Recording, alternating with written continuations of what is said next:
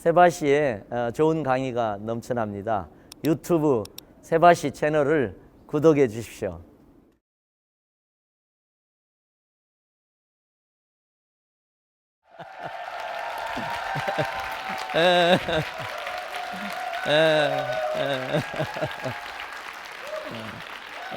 아이고, 서울시 교육감 조의원입니다.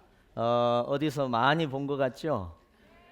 얼마 전에 제가 관악에 있는 어느 학교, 고등학교에 가서 일주일 동안 학교살이를 했습니다. 제가 학교를 많이 방문하는데 아예 일주일 동안 정말 학교의 진면목을 보기 위해서 일주일 동안 제가 출근을 했습니다. 교무맞이에서부터 교무회의, 뭐 여러 가지 교육활동 참여도 하고, 또 제가 협력 수업도 이렇게 수업을 직접 할 기회가 있었습니다.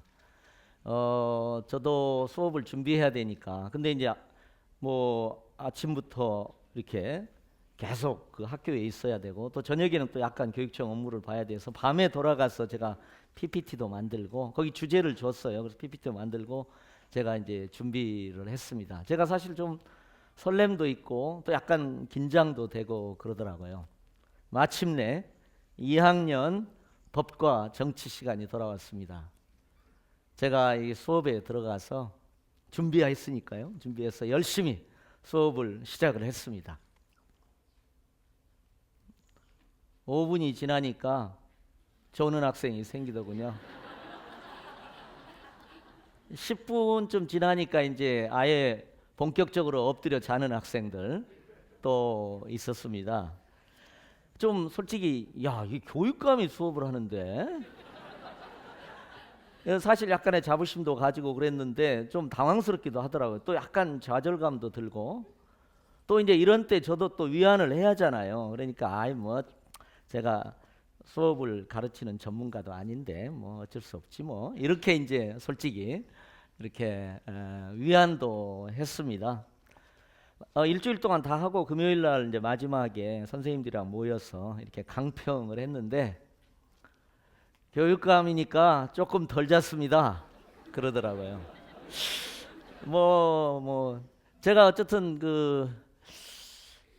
뭐 저도 풍문으로 들었죠. 근데 직접 더구나 제가 수업을 하면서 그걸 느끼니까 정말 굉장히 엄청난 경험이더라고요. 그리고 우리 교육의 현실을 정말 깊이 고민하는 계기가 저한테는 됐던 것 같습니다. 저는 교육은 1등을 만들지 않습니다. 이렇게 말씀드리고 싶어요. 교육은 1등을 만드는 과정이 아니다.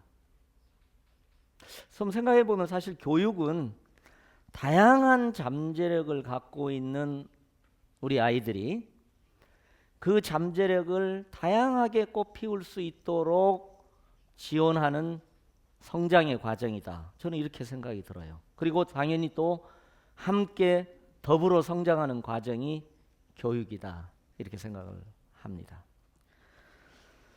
제가 한 4년여 동안 학교 방문을 많이 하면서 다양한 아이들을 만났습니다.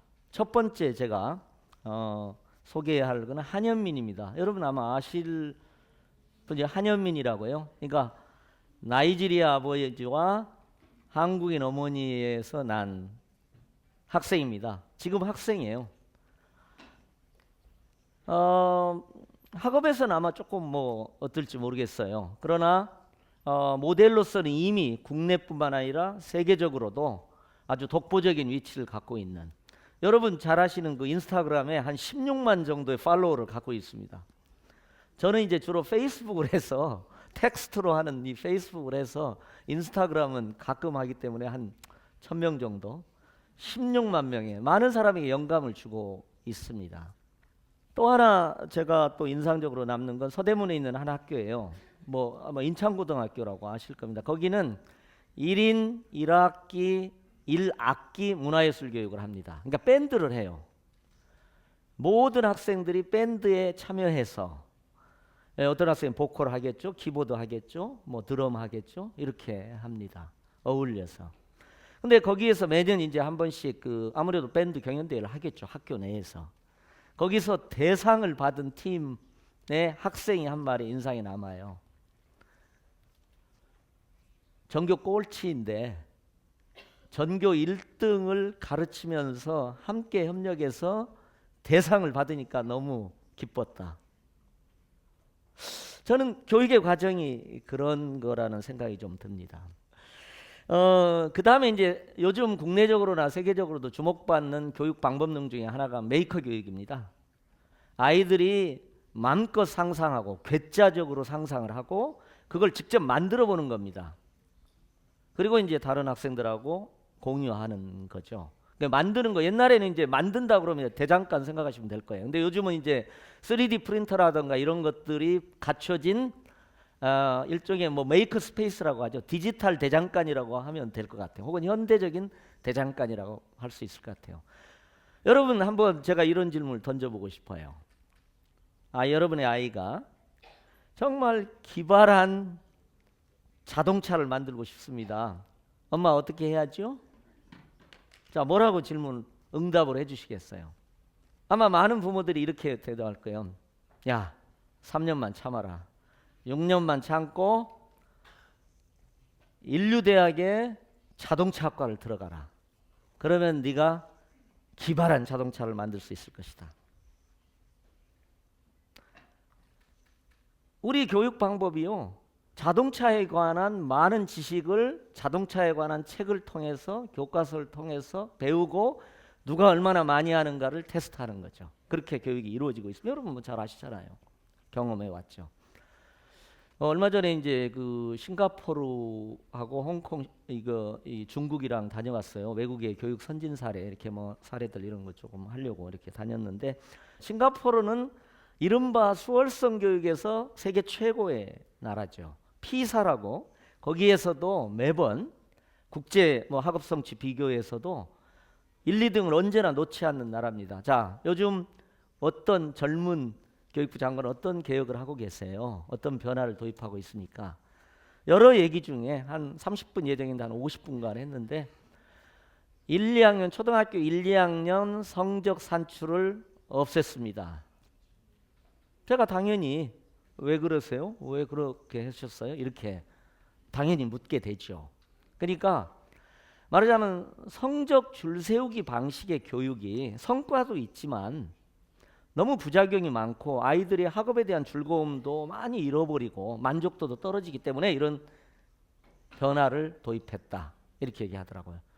저희가 초등학교에서 이런 변화를 그 점에 조금 앞서갈 수도 있습니다. 근데 어쨌든 그런 큰 수월성 교육에 가장 앞서간다고 하는 싱가포르와 우리의 어떤 교육의 혁신의 큰 방향이 또 그런 점에서도 이렇게 좀 일치점이 있구나 하는 걸 제가 확인을 했었습니다. 저는 선생님들한테 감히 이렇게 말씀드립니다. 여기 선생님들도 계실지 모르겠어요. 비교하지 말아주세요.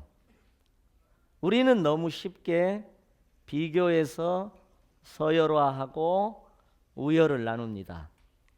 그렇죠? 그 다음에 열 위치에 있는 학생을 닥달합니다. 너무나 자연스럽죠. 어떻게 보면은 서열화된 1등이 되기 위해서 엄친 딸을 만들어냅니다. 스카이캐슬이 잘 보여지고 있잖아요. 다양한 유형의 엄치나 엄친딸. 어떻게 보면 1등주의 교육의 비극적인 모습을 이번에 인기리에 방영된 스카이캐슬이 보여주고 있는 겁니다. 수십억을 들여서, 수억을 들여서 코디를 동원해서 1등이 되기 위해서 닥달하는. 근데 이런 방식의 정말 비교, 서열화, 그렇죠? 줄 세우기, 우열로 나누기가 초중등 교육뿐만 아니라 여러분 대학도 그러잖아요. 대학이 어느 대학에 들어가서도 계속 콤플렉스 가지고 비교 당하잖아요. 그렇잖아요. 직장에 가면 그게 끝납니까? 제가 얼마 전에 흥미로운 기사 여러분들 아마 보셨을 거예요. 로스쿨생이, 자, 로스쿨 얼마나 들어가기 어려워요. 들어갔는데 요즘은 다음 학기 로스쿨에 좋은 성적을 내기 위해서 1등이 되기 위해서 방학 중에 학원에 가서 사교육을 합니다. 학원에 가서 다음 학기를 준비해요. 로스쿨에 들어간 학생이, 그것도 인류대의 로스쿨 학생이 도대체 1등이 되기 위해서 경쟁하고 비교하고 서열화하는 이 끝없는 행진이 언제 끝날 수 있습니까? 저는 감히 그렇게 묻고 싶어요. 저는 그런 점에서 1등주의 교육을 넘어서 다양성 교육으로 새롭게 변화해 가야 된다. 우리 시대의 교육이 지향해야 될 바는 새로운 다양성 교육이다. 이렇게 말씀을 드리고 싶습니다. 사실 교육은 정말 그 가족 구성원 모두의 욕망이 자결하는 장입니다. 그 욕망이 막 충돌하면서 정말 최악의 결과를 우리 현실에서 보고 있습니다. 사실 우리 저출생이라고도 요즘 표현하대요. 그 위기 얘기하잖아요. 자, 그 원인이 뭘까요? 이 험악한 입시 경쟁 교육 속에서 애를 낳아서 잘 키울 자신이 없다는 겁니다. 제 말이 틀립니까? 사실은 저출생의 위기는요, 대한민국이라는 사회 자체의 위기입니다. 대한민국이라는 인구 공동체의 소멸의 위기입니다. 근데도 우리는 너무 자연스럽게 그 위기하고 같이 살고 있어요, 지금. 자, 그런 점에서 저는 다양성 교육으로 바뀌어야 됩니다. 교육 과정에서도 다양한 꿈과 끼를 갖는 아이들이 차별받지 않고 다양한 경로를 선택해서 흥미있게 공부할 수 있도록 다양한 교육 과정이 만들어져야 됩니다. 수업 평가도 다양화돼야 됩니다. 뭐 지필식으로 중간고사, 기말고사, 지식 테스트 바뀌어야 됩니다. 또 요즘은 아이들이 제가 학교를 가보면요, 참 많이 다양화됐어요. 저도 가끔 왜 이렇게 됐지? 배움이 느린 학생, 배움의 속도가 다른 학생들이 너무 많아요. 성정도 다양한 학생들이 너무 많습니다. 이 학생들의 다양성을 우열로 나누지 말고 그 다양성을 존중하면서 교육 재정이 들더라도 보장하는 방향으로, 다양성 교육을 보장하는 방향으로 나가야 됩니다. 요즘 다문화 학생이 많습니다. 교실에서는 다문화 학생을 놀리는 경우도 많습니다. 왕따시키는 경우도 많습니다. 저는 문화적 차이, 인종적 차이, 그런 다문화적 감수성이 새로운 창의성의 근원이 되는, 그렇게 인식되는 방향으로 우리의 생각이 바뀌어야 된다고 생각합니다. 저는 한현민을 보면서 다양성이 어떤 것인가를 생각하게 돼요.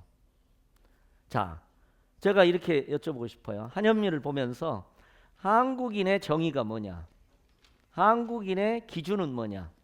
한국 문화 속에서 오래 젓가락질부터 시작해서 문화 속에서 살아오고 그게 정말 자신의 최고의 문화적 배경이 되고 한국어를 하고 영어는 좀 서툴고 한현민은 영어는 잘 못하더라고요. 제가 물어봤어요.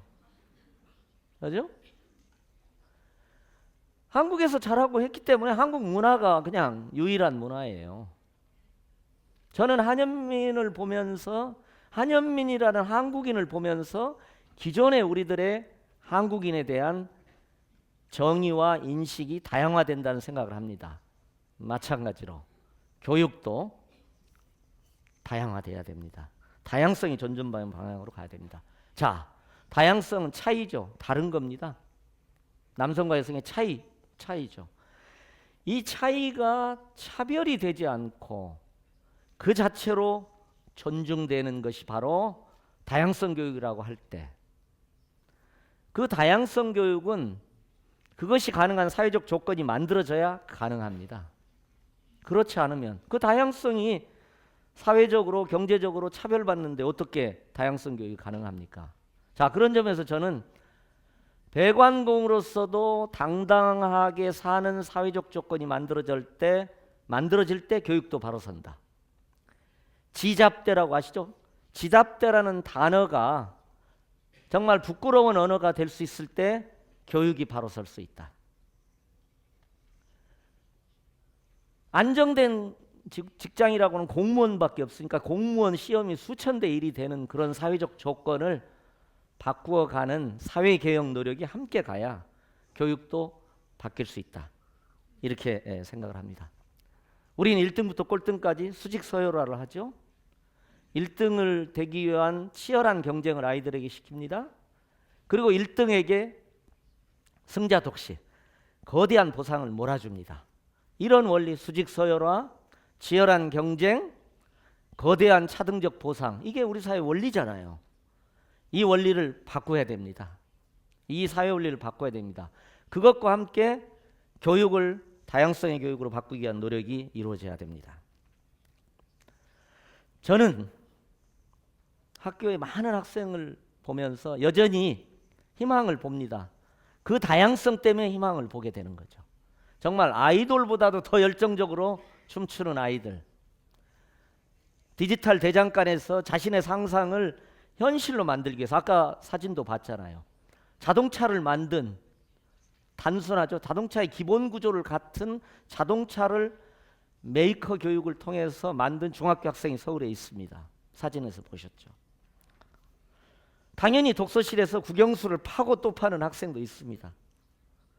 저는 그 다양성을 꽃피울 수 있는, 그 다양성 속에서 희망을 보면서 그 다양성을 꽃피울 수 있는 교육 시스템, 사회 시스템을 우리가 이제라도 만들어야 된다, 이렇게 생각을 갖습니다. 마지막입니다. 제가 갔던 학교에서 가장 학교에서 즐거운 시간이 언제일까요? 점심시간 아시네요? 급식 시간이더라고요. 제가 배식 도우미도 했어요. 반찬도 퍼주고 그런데, 밥도 퍼주고 반찬도 퍼주는데 이건 엄청 맛있어요. 좀 더 주세요. 이건 제가 싫어요. 이거 주지 마세요. 제가 학생들 원하는 대로 해줬습니다. 거기다가 어른으로서 훈계도 했죠. 요건 건강에 좋으니까 먹어야 돼 하면서 또 얹어주면서 했습니다. 억지로 먹이면 교육도 체합니다. 아이들이 배움의 즐거움을 가지고 성장할 수 있도록 다양성이 존중되는 교육으로 변화되어 가야 합니다. 저는 잡초는 없습니다.